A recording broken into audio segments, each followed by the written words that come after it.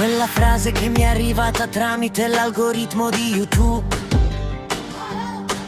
Dovrei solo guardare nella sala karaoke, oh no. Cercando di seguire il crap step dall'aspetto facile. Un'inciampata dall'inizio, un turnover vertiginoso.